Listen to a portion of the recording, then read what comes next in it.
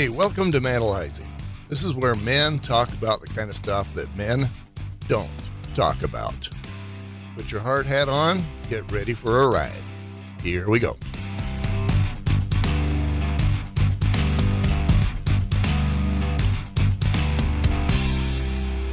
Hey, welcome to Manalizing. I'm Garth Haslam. In this episode, we're talking to John Emanuele. I met him in a Father's Rights Facebook group. Didn't know anything about him. But naturally, and like always, he had some things that he taught me about how to do a bad divorce. And it seems like all divorces are bad. But I learned some things from him, and I think we all can. Here's the interview. Okay, so tell me a little bit about who you are, where you're from. Well, my name is John Emanuele. I'm from Berlin, Wisconsin. Emanuele, that's Italian. That is Italian. Yep. Yeah, and you're in Wisconsin. What is Wisconsin. it? What is it about Wisconsin that you love? Let's see. I don't love a ton about Wisconsin. I'm kind of weird that way, but I enjoy the seasons of Wisconsin, and mainly this is where my family's at. So. In a few years, when my kids grow up, we're planning on to move to Tennessee, actually. And we're hoping to get to downsize and get into a little house and kind of live out in the middle of nowhere in Tennessee. The weather's a little milder, and we want to get smaller to have less things that control us. The bigger house you have, the more fixing, the more cleaning, the more everything that goes with it. Where you start to downsize and you focus on the things that matter. So the house doesn't matter, the vehicles don't matter. It's what you have in your family and your relationship. So that's. By control us, do you mean stuff like cooking and cleaning and, well, not cooking, you got to do that anywhere, but cleaning and just maintenance? Is that what you're talking about by control us? Maintenance, and then to be able to do that stuff, you need to have money. Mm-hmm. So money controls people. It controls the decisions that they make. What can you do or not do if you have or don't have money? That goes, that's a huge stress on people. Can they, especially in the times that we're living now, can you afford food? Can you afford car payments, insurance, food, all that stuff? So the money part controls you, and then the things that you have control you. It's the, just being thankful for what you have, and the things that you have, utilize that. And again, it's the experiences that you have with your family. I'm guessing that's where I'm going towards in life. You're done with being controlled. You did a relationship where the control was happening. Tell me a little bit about that, and then what it did to you. Yeah. So 2012, I got divorced in 2012. Mm-hmm. My ex-wife, she went off to make a movie, and we discussed it over and over, and she's gone for a month or so. And by the time she came back, she's like, "Oh, we need to get divorced." Oh, nice. It was a shock, so I was taking care of the kids, working full time, and she did that. And I said, "Well, no, why? I mean, we don't even argue. We don't have disagreements. I think the only disagreements we ever had were with my parents about her. They had this feeling about her, and when you're in love and you're married, they kind of have to watch their tongues a little bit. Yeah. And especially with the counseling, let's do this stuff to, what about the kids? The answer was, oh, people get divorced all the time. The kids will be fine. So I actually went to counseling by myself, and the counselor said, "Why are you here? It doesn't. You're normal. Why are you here?" I'm like, trying to work on my marriage. And she's like, "The other person needs to be here too." So that ended, the marriage ended, and we didn't have lawyers. I'm going to interject here. The fact that you went and she didn't speaks volumes. But that's what I thought. And we had a friend who was a pastor in our town, and I'm like, well, we can talk to him.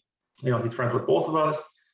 They're good at hearing things and being in the middle. I didn't want any of that stuff. So, at that point, I pretty much knew there was no hope. So I hear you being motivated to save the marriage, and it sounds like she's motivated to not.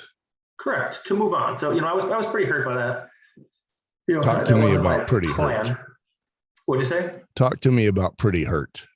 Well, What? you feel unwanted. Like we were married for 7 years, I want to say, and how we did it was I wanted to have a job out of college. We met in college, have a job out of college before we got married. I wanted to have a house before we got married, and then have that before we had kids. And we had this all planned out. Like, here's our 5-year plan. Here's our 10-year plan. And you build towards this with your spouse. And all of a sudden it ends. And kind of out of the blue, she ended up marrying eventually the director of the movie that she was on.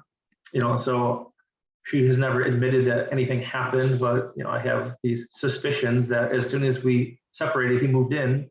Well, it'd be kind of hard to come home and make a very direct decision like we need to get divorced without having there be some relationship going on there. Right. Yeah. And that's kind of how I figured after the fact. But I said, you know what, we're going to stay friendly for the kids, do what's best for the kids. And I think for the first few months, because I worked, she didn't. She's a stay-at-home mom, so she watched the kids all the time. And so I worked a lot of hours, to maintain some kind of lifestyle, because I gave her the house, I gave her the car, I took all the debt, credit cards, student loans. So because I wanted my kids to be able to live in that house that we had, instead of them having to move out and get an apartment or something different, because she didn't work. And at that point, it's, could she work? But we got to pay for daycare. I already don't have money for daycare because I'm paying her child support. I was actually helping her with her cable bills and food and all this other stuff.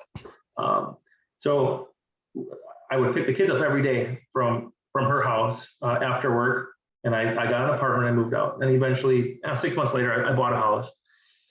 And I met my current wife about that time, and she just kind of started looking at things, and my ex wanted to control every decision. And my current wife says, no. These decisions are our decisions. Like, we are the couple, we are the relationship, and things have to work for us. Yes, we can be flexible, but things still have to work for us, what we're doing.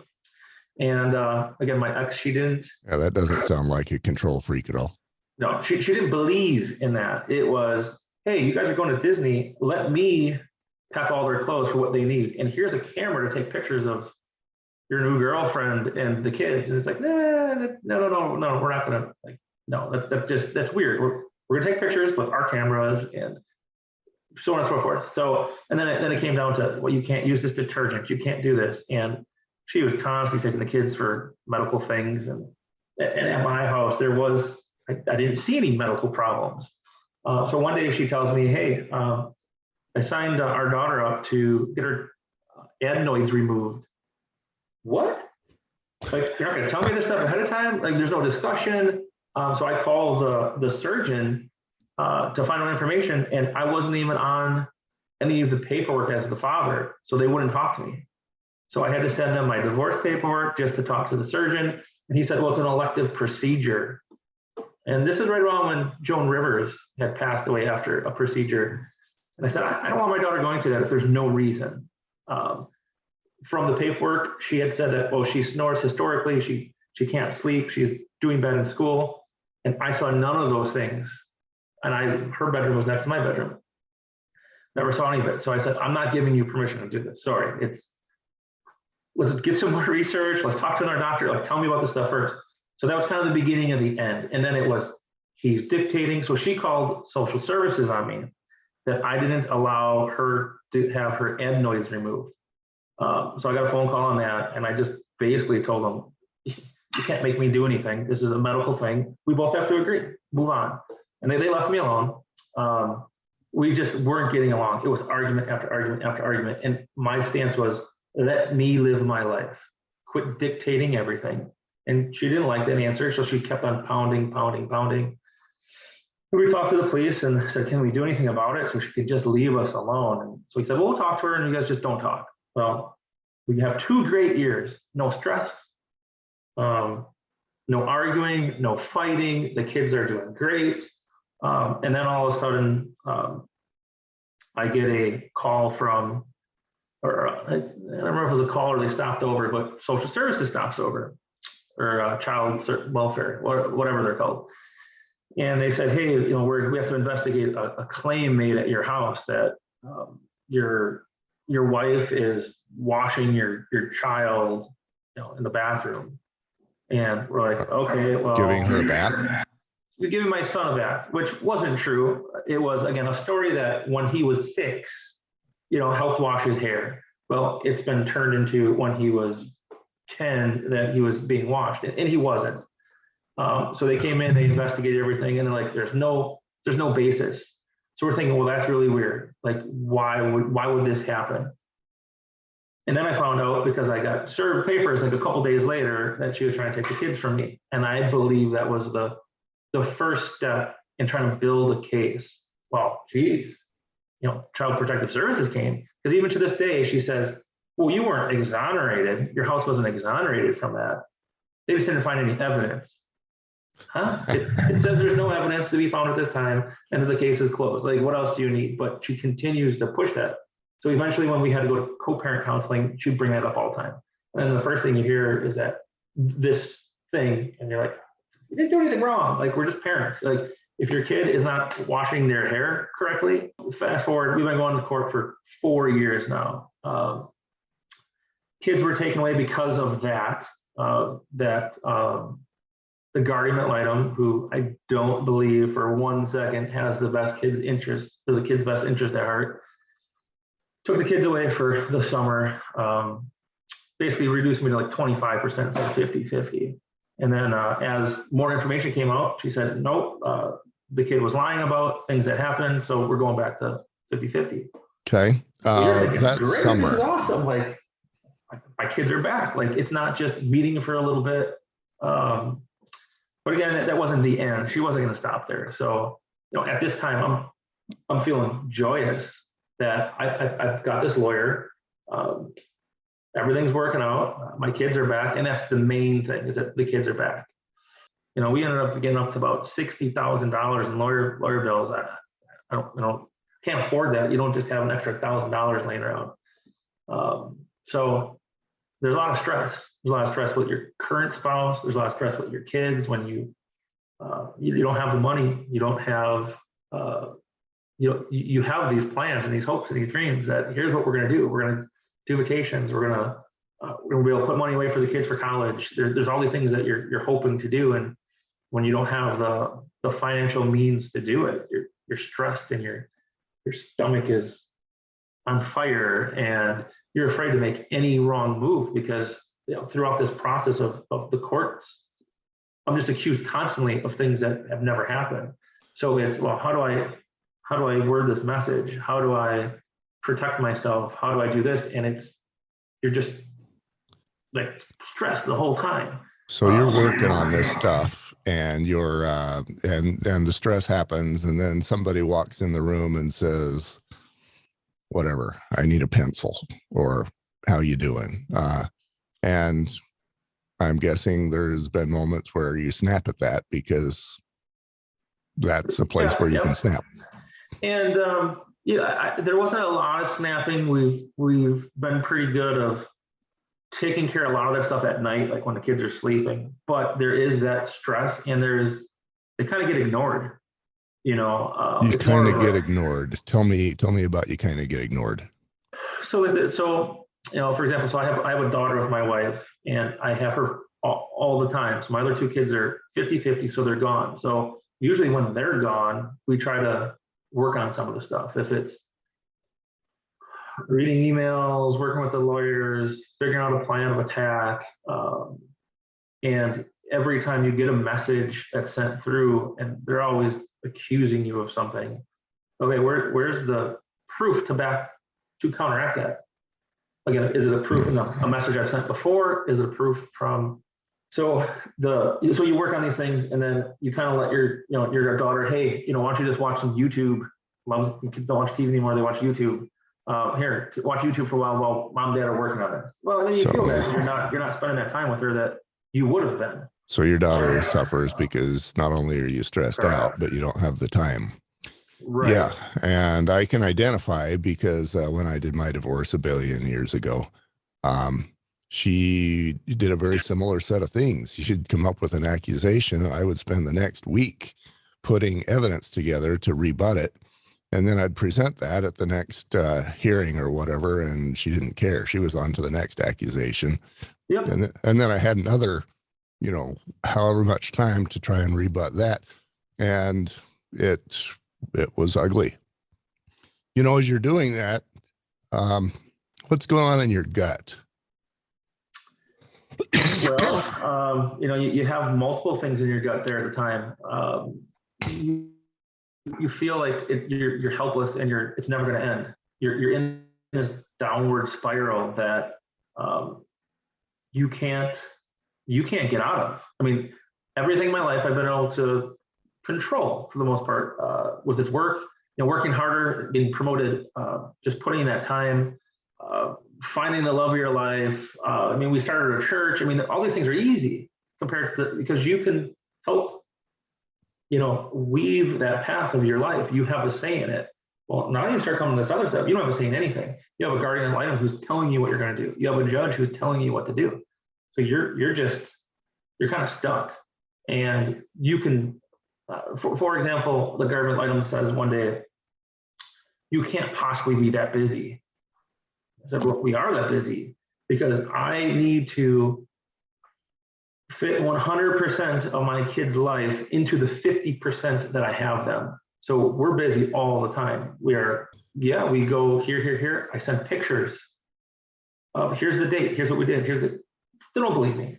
I don't know how you can give That's proof and and for they don't me, care. that's insane because I'm an empty nester and I'm still busy. And back when I Yeah. had kids, for example, this Saturday, I've got one of my daughters has kids that are between the ages of 13 and 9, the oldest 3, and they've got 3 soccer games. And I'm going to see if I can go to all 3 soccer games.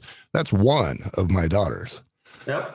Uh, and and yeah, we're all busy. Of course, we're all busy. Yeah. Does this lady think she can, finish her day at 5 o'clock and then what? Right. So I get that. it's an odd thing that you'd think that my kids get straight A's. They're great kids. My son's going to get his Eagle Scout in the next 6 months, and you think that that's a positive in the eyes of the courts, of the guardian items, and all these different people, and it's not. It just seems odd that you'd spend that much time doing stuff because my kids don't like sports. They're not athletic, and I love sports. I'm a huge Packer fan, Brewer fan. I wish my kids played sports when they were younger, but when I'm throwing my kid a ball and he doesn't want to catch it, I kind of know that's not his thing. So you move on to the next Well, thing. that would be a control thing. I've got an ex-brother-in-law who wanted to force his kid to become a baseball player, and so he'd force him out in the backyard with a bunch of baseballs and yell at him that he was a wimp and tell him to throw harder. And the kid would Yep. sit there and cry for an hour while he's throwing baseballs, not at this guy who was a dad, but at a net. Yeah. That's how to ruin a kid. Mm-hmm. And I take what my kids want and their thoughts and their needs. And again, you can't let them run everything because they're a kid. You're still a parent. And you Right. can't just be their best friend. You have to be their friend and be their parent. And you've got to teach them the how to grow up, how to be a good person. Put them in situations so that they're working with people, and you can do that a million different ways.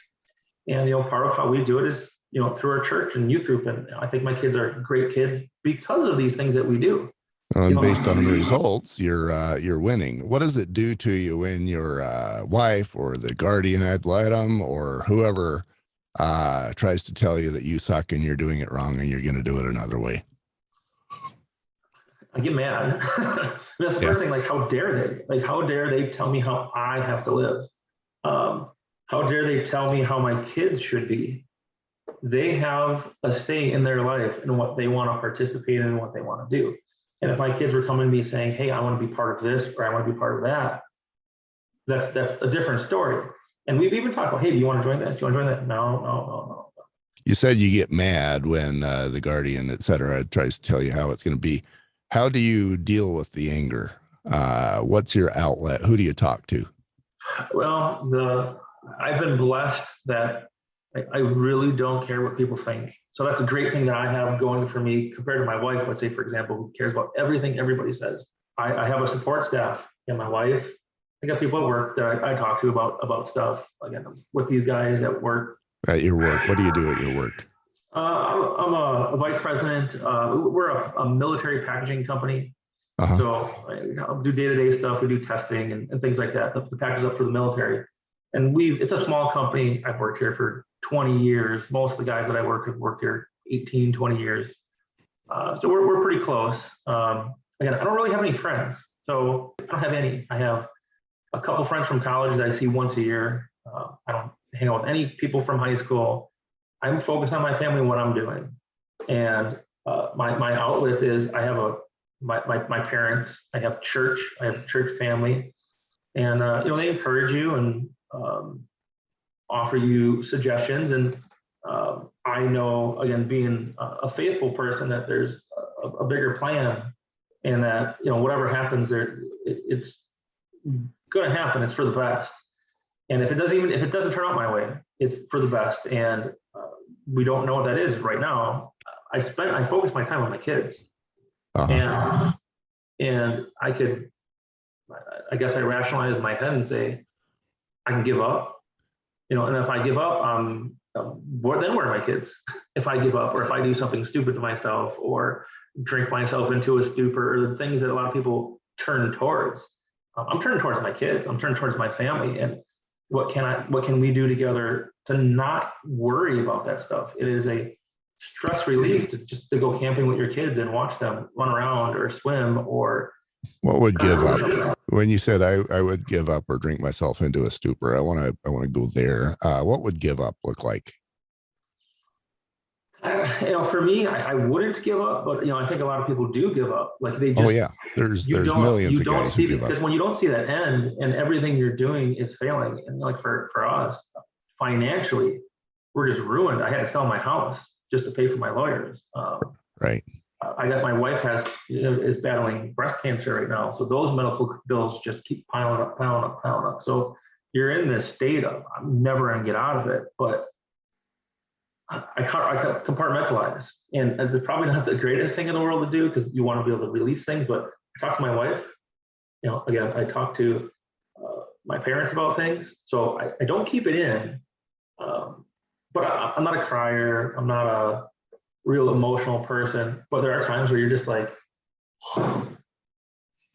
if you were to drink yourself into a stupor, like you said, how and where and when would that happen?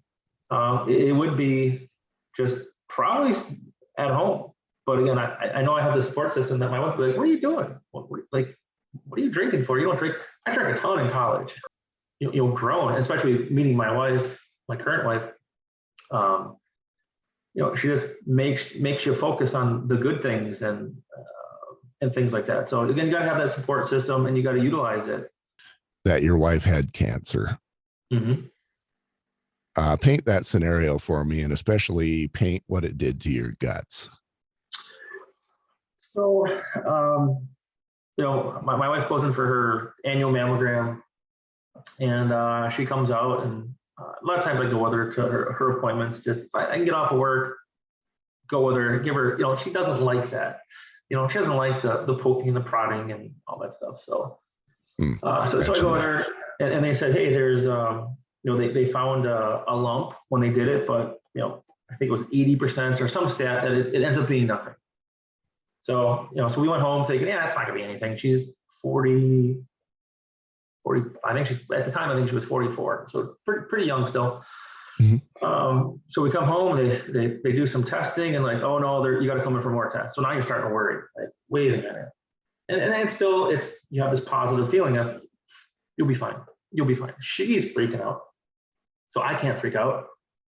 She's and I'm like, okay, well, we're gonna find out what it's all about. What do we have to do, and how severe? Well, then you go and get more testing, and they cut it out and look at the margins and all that fun stuff. And then she gets the diagnosis that she's got to have surgery. no chemo at that time, but just have a lumpectomy. And you sit there, and with her, it's put on that strong face, and everything's gonna work out. There's a plan, we're gonna pray about it, and everything's gonna be fine. But when you're laying there in bed and you're thinking, what's gonna happen to her? Like, what if she dies? What do I do? Like, I'm already fighting this battle with my ex, and she's by my side. She's helping fight this. She's helping keeping me sane. What do I do? What happens with my kids? How do you start over? How do you move on? You just have all these things rolling through your head, and you feel down, you feel depressed, you feel, man, we can't catch a break. Like, we're going through all this court stuff, we're going through financial stuff, and now you throw this on top of it, and there's this chance that she doesn't make it. And you start going through it, and we had really good doctors, and they explained things good. So you calm down a little bit as you go forward with it, but you still have this apprehension because you're not sure, is it going to work? Is it going to come back? And so we got through all that, and she's doing well. She's on estrogen pills and these things like that have side effects that aren't working for her real well. But again, we just we use our faith to get by. And and it's weird because, like, my wife's sister's a nurse, her brother-in-law's a doctor, and she didn't even want to tell any of them. We didn't tell any of them. She didn't want to tell any of them. She didn't want to tell any of them. It was her journey on her own, and she was going to deal with the doctors that we were given, because she knows it would be, no, you need to go see this doctor. No, you got to, like, and she said, no, we're going to go to Mercy Hospital. We're going to deal with them. And that's how we're going to do it. So most of the family didn't find out right away. So when she was in it more, then we started letting people know. But there were nights, I'm sure, when you were sitting there and you're going, man, she's got cancer. I can't handle this. I'm overloaded. I've got too much on my plate. You're not going to go to her. She's got cancer. She's doing her own thing. Yeah, you can't. Like I said, I've got to put on a strong face for her to help her through her battle. Yeah, you're her strong suit, and you can't show a weak side for her. Now, in another podcast with another cancer victim, her response to that is basically, and she said it much kinder than this, but the gist of it was, let me in, damn it. She could see and feel that he had a separation from her because he didn't want to talk about any of that hard stuff to her, because he didn't want to add to her plate. Yeah. So in addition to her cancer, she felt like she was being shut out. But that's not the direction I want to go. It's, you couldn't talk to her. You can't add stuff to her plate. So for you, what or who did you go to for an outlet? The outlet that with that would be, my parents. Again, I didn't tell them everything. Just needed someone to listen to you a little bit. And then make sure that when I go back and I talk to my wife, that I'm listening to her. And she's kind of like with the man woman that you were talking about. She's not very open, doesn't want to tell me everything. And then when you kind of pry and you dig, she gets mad. And you're like, don't fight with me, I'm trying to help you. So it's a hard balance of what someone wants to give up, because she doesn't want to put that burden on me. And the family or everyone else. Then eventually when we told our kids, about it, there was a lot of crying, and but again, you have to be for the family. As the dad, I felt that no matter how I was feeling or how worried I got, for my kids, for my wife, it was positive. It's going to be positive. We're going to get through it. Who cares what it costs? We'll deal with that later. Because it was to the point where she's like, I'm not going to pay $100 to go see this specialist. Every time I go, it's $100. Like, well, you have to go. You have to see him. Like, we'll figure all that stuff out at the end. So yeah, I guess my parents, because that's probably really the only other people that I talk to. And then again, you being Christian and being faithful, you pray, and yeah, everyone in church, they're supportive. I mean, again, I don't know if my wife will be able to get into it. It was, people would send her books on how to deal with cancer, or a lot of people are old at church, so they've been through these things. So it was tell her this, or they write her letters. So seeing them support her helped a ton as well. Because again, I haven't been through it. I don't know what to do. And then I go to church and, how's she doing? How's she doing? We talk about it. And she didn't go a lot while she was going through it. But it was all the prayers and the great words that people were saying that, again, help you through it. And then you see all these people who survived. They had breast cancer. I talked to my aunt once, and I didn't even know she had breast cancer. She had it twice. So she was calling and giving, not giving advice, but, I've been through that. I know how you feel, because I can't say that. I know how you feel. Yeah. So you got to lean on. You have to lean on the people around you. Trying to be supportive. You said there was a lot of tears. I would imagine there was a lot of tears on your part, on her part, on the kids' part. And especially, the kids that you have to share, they're going to be wondering what's going on at your house when they're somewhere else and don't have any access to information. A lot of tears. Were the tears usually shared, or was it isolated? Well, my wife, she has a routine with the kids when they come home from school. They come home from school, they get changed, they shower, we get ready for the evening or whatever we have going on, and that's her opportunity to talk with them. So it's kind of, one's in the shower and they're talking.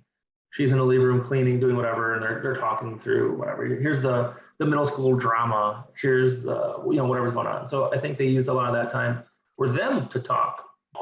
You just told me that your wife has the magic sauce, and there's 1,000 moms and dads that are going, wait, she gets them to talk? Oh yeah, it's amazing. It's amazing. And I'll tell you another thing. So when I was in court, we were talking about the things that we do, and the judge says, how do you get your kids to do that stuff? I can't get my kids to do anything.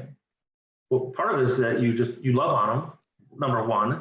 Two, you listen to them. And three, you make everything about family. If it's just go and play video games all day, they're going to have this disconnection from you. But if it's, hey, we're going to do this. My daughter she does dance, and she just filmed a music video for Thriller, to remake Thriller, for Michael Jackson's Thriller. And the whole family went. And my oldest son is 16. He's like, I don't want to go to that, because my youngest daughter's 8. I don't want to go to that. No, we're going as a family. You're going to support her, you like it or not. And then once they get there, they're like, this is actually pretty cool. And my middle daughter, she actually got to be in the video too, as the hand that comes out of the grave. So something that she wasn't involved in. The director's like, hey, we need someone to do this. Do you want to do it? And she's like, no. But she did. We convinced her to do it. Then after, she's like, oh, thank you for making me do that. Thank you for encouraging me to do that. So you just have to be with them. And so it's not magic words. That's part of the magic sauce is how are you a good family? You show them that you care. You listen to them. You even going through all this stuff. And even with my ex-wife, we've always told them, she's your mom. You love her no matter what. That's your mom. And I want to say that I've never spoken bad about her, but that's not true. You do, because you're frustrated, and when they're completely lying to you, you're trying to find out the information. And but it's always, when they leave for that week, have a great time. I hope you do something fun. You're encouraging to still love that other parent that you can't stand, that you can't get along with, because it's the best thing for them. Yeah, I met you in a Facebook Father's Rights group. Mm-hmm. And I remember one of the conversations where I was very much the Lone Ranger was, my ex-wife is taking my daughter out of the country, which probably meant, Mexico or Bahamas, Dominican. I guess it doesn't really matter. Mm-hmm. But he was like, this is kidnapping, and I'm going to take her to court. And I'm thinking, dude, your role and goal now is to win and keep your daughter's heart. And are you going to really make her stay home while everybody else goes on vacation? What do you think that's going to do to your relationship? Right. It's going to hurt it. And I think over this time that the relationship they have with their biological mother is as strong as she thinks from it, because they're being affected by this. No matter what anyone wants to say, they're affected. And our relationship, I don't want to say is stronger, because I think it'd be just as strong, but there are those times where they're frustrated. They're frustrated with what's going on and why they can't do this, or why is this odd? And it's like, well, we can't do that because we're not allowed to. The courts say you can't to, and it's that balance of what can you tell them, what can't you tell them, because you're trying to keep them shielded from all this stuff. But again, they're 16 and 13 now, so they know more, or they hear you talking because they listen. Right. So you're not going to shield it from them, and that's why when years and years ago when we got divorced, it was, this is going to hurt the kids. That was the first thing I talked about. This is going to hurt the kids. It doesn't matter. We'll get over it. Well, they're not going to. And when they're adults, they're going to tell us what they resented about all of it. I had that moment when I was trying to decide whether I was going to move forward with the divorce. And I was actually talking to somebody on, it was a game I was playing, Internet Spades. And I developed a couple of relationships with people that I never did ever meet. One of them basically said, hey, if you can keep the kids out of the war zone, they generally come out of it okay-ish. And I thought, well, we can do that. So I moved forward, and that is not how things turned out. It was absolutely a war zone. And because there's being bombs lobbed, they got to pick a side, and they lived with her. So it was a no-brainer which side they were going to pick. And that's what my kids really picked her side at the beginning, because of the fantasy that she had created in their minds about things that happened. It would be, well, your dad punished you for talking to me. No. First of all, my kids have hardly ever been punished in the 10 years since I've been divorced. And the punishment was, there wasn't a punishment. It was, he had lost his hat at a parade, and we had to go back and look for it, and we weren't going to leave until we found it. Again, we're trying to instill responsibility. Doesn't matter if you're 10 years old, you're still responsible for that hat that you're wearing. We told you not to take it off. So we went back for it, but she twisted it into, well, you were punished and you were this. And then, I talked to my son years after that. He's like, well, yeah, you put me in my room and didn't give me any food for days. I'm like, I didn't. What are you talking about? We're the family that you stayed at that table and you ate it until you were done. And if you didn't, then you got that the next day for a little while. And I'm like, then we changed it, how we dealt with that. But again, you do that as your parent, and you figure out different ways to deal with kids. And what the biggest thing that I found with my kids is that if they feel you're disappointed in them, they'll do anything. And like, you're not trying to lay a guilt trip on it, because my mom kind of does that every once in a while, lays a guilt trip on me. If you're disappointed in something they did, that hurts way worse than, I'm going to take this away from you. I'm going to put you in the corner. I'm going to spank your butt. I'm going to, whatever people use as different things. It's kids want to be told what to do. They want to know what's their expectations, and they want to make their parents feel proud, of them. Ultimately, you've had plenty of hard in your life.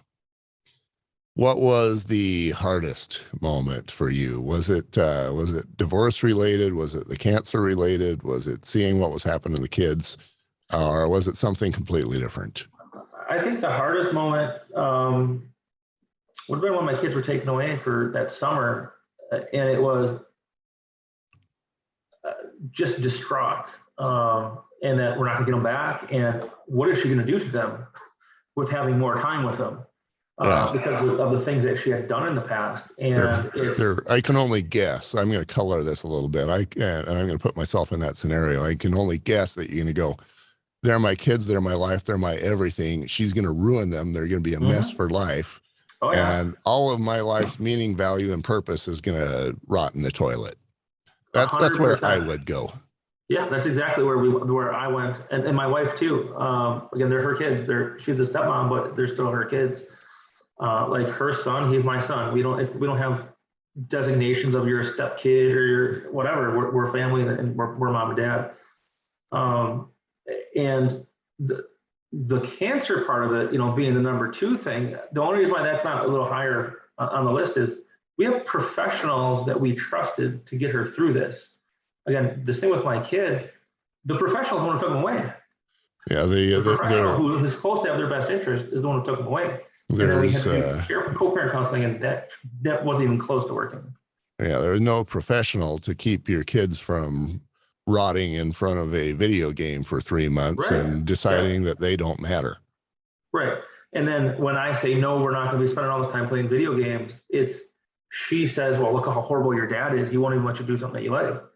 Well, it's not what you like, it's what is right. I don't have a problem. I grew up on video games, and but there's a time and place, and the technology and things have changed so much. I've got a few friends who are doctors, and they said you can't have them in front of the TV screen, video games and all stuff.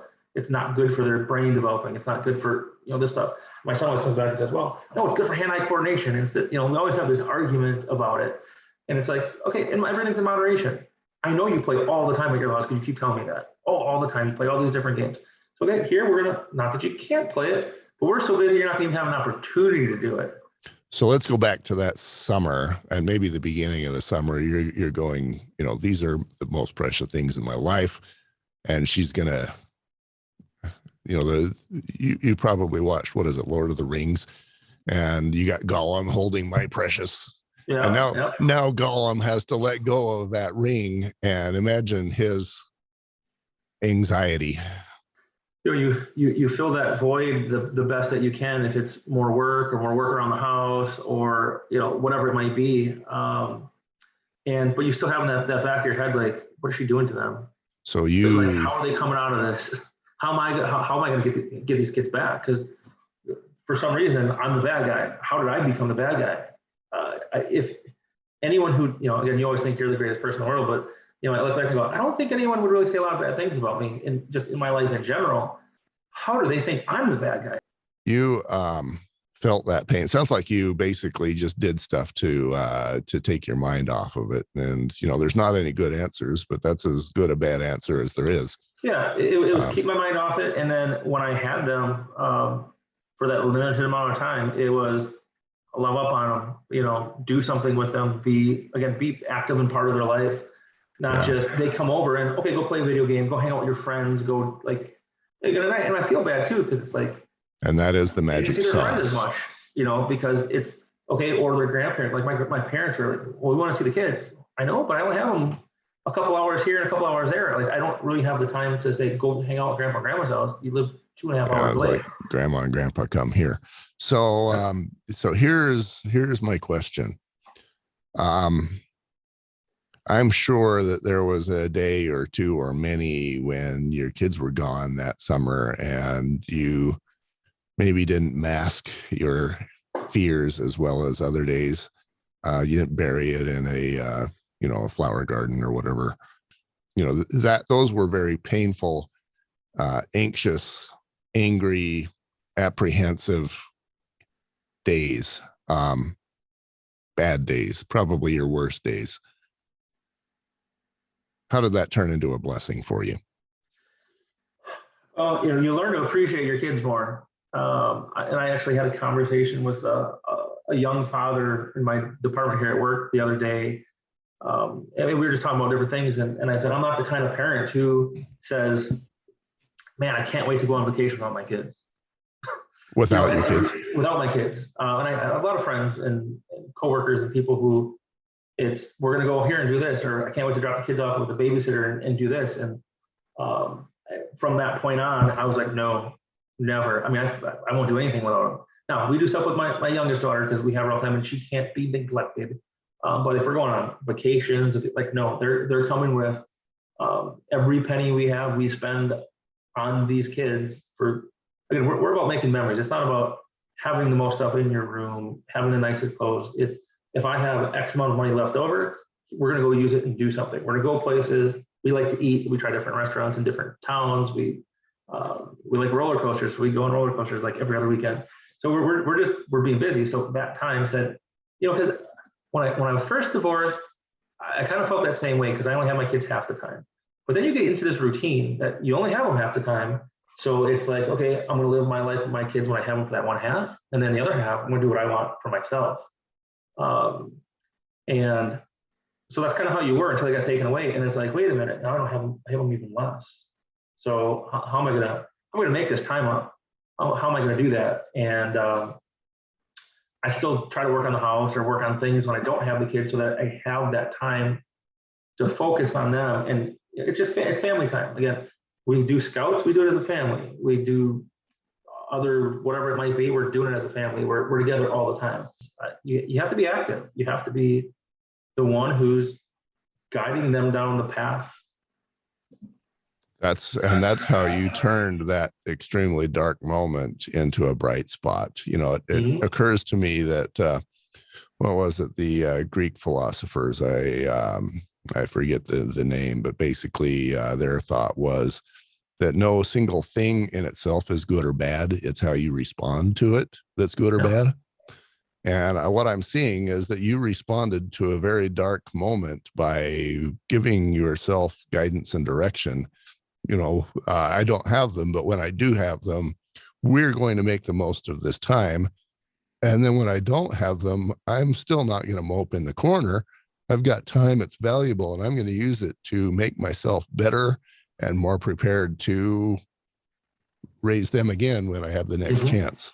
Yep. And and it's strange because we were mandated for co-parent counseling. The first co-parent counselor, I don't want to say she was bad, but she definitely wasn't on my side at the beginning until probably a few sessions in. Then she started realizing, who's the crazy one, who's not the crazy one. So that didn't take that long. But one of the things I got yelled at was I worried too much about time. One of the things, because it was quit scheduling stuff on my days, and it was like, well, you shouldn't worry about time so much. Don't worry about the hours and this and that. And like, I never agreed with it ever. That no one's going to tell me what to do on my time. And that time is precious. It ends. My son's going to be 18 in a year and a half. Like it's done. He's not going to be living with us. I'm not going to see him half the time. So I'm not letting any time go by without being part of their lives. Again, they're going to go to their friend's house and they're going to go to grandpa and grandma's and their cousins and do stuff like that. I'm not saying that they're changing their rooms, but it's we're going to help them make the good decisions, what to do. And I don't have a problem saying, hey, that friend of yours is garbage. You're not friends with them anymore. Like, you have to make hard decisions, and that's part of like being active and involved with them. That's awesome. Yeah. Well, you're doing it right, John, and I very much appreciate your time today. Let's do one more question. How old are you? I'm 43. 43, and wait, am I 43? No, I'm oh geez, I'm 45, not 43. I'm 45. You're now. 45. Yeah, I'm 45. You old dude, you. And the divorce was a couple of years ago? It was in 2012, so 10 years ago. Okay, so 45-year-old you goes to 35-year-old you. You got a time machine. It might be a DeLorean, I don't know. But you're going back, and you got a minute to tell 35-year-old you what he needs to know. What's it going to be? Oh, I think it's going to be the next 10 years are going to be rough, but stay with it, stay the course, believe. I think that's as quick and as precise as I could be. I wouldn't change anything. If I changed it back then and stayed with my ex, I don't think I'd be as good of a person. I don't think my kids would be as good of people as they are turning out to be. Again, everything happens for a reason, and everyone's going to struggle. You're going to struggle every day. That's what life is. It's a struggle. You're going to have more probably low times than high times, but relish those high times. Again, if you don't have that low, you're not going to know what that high is. So we're going to come out better at the end for it. And 10 years from now, when I'm 55, that whole thing is going to be over. And I'm hoping that I'm at my kid's wedding and they have great kids and they're well-to-do people, and and you're going to take that satisfaction from that at that time. So all the pain's worth it. John, here's what I just heard you say. Here is a family where you've got crazy ex-wife. Your wife is dealing with cancer issues. You have severe money issues. Nobody, if they're looking at your life from that point of view, nobody's going to say, I want John's life. I'll trade mine for his. but you are happy with your life where it's at, because that's not what you're pointed at. You're pointed at your kids, their health and success and growth and emotional stability, and you've got that. And you basically just said, stay the course. It sucks, but it's okay. We can deal with it. This is extremely manageable. That goes me back to the whole thing of events that happen to you are not good or bad. It's how you deal with them. That reinforces that to me. But they're not going to define you or your future. It doesn't matter what it is. If it's it's not, if you don't allow it to be. Okay. And this is probably something that I should have done at the very beginning of the interview, but we haven't. So I'm going to do it now. Tell me how we met. Well, my wife joined a men's group to get information to help us with our court case. She had seen a post from a guy who was doing podcasts, and she said, "I told him that you're willing to talk to him." And I said, "Well, about what? Like, what are you talking about? Thanks for just signing me up for something." And she said, "No, just you have to call him tonight." I'm like, "Okay, I'll give him a call. Why not?" Again, who knows what it's going to be. And so I talked to her on the phone yesterday, for a couple of minutes, and that's it. But again, I had this feeling of, if you can help a dad who's in a similar situation, I'm not the most eloquent, I'm not the greatest person in the world, but again, if you help a person or two, gives them, I'm not inspirational either, but just hearing somebody else going through things that may be similar, it's worth it. It's worth whatever it is. John, thank you very much. Yep, no problem. You're the man.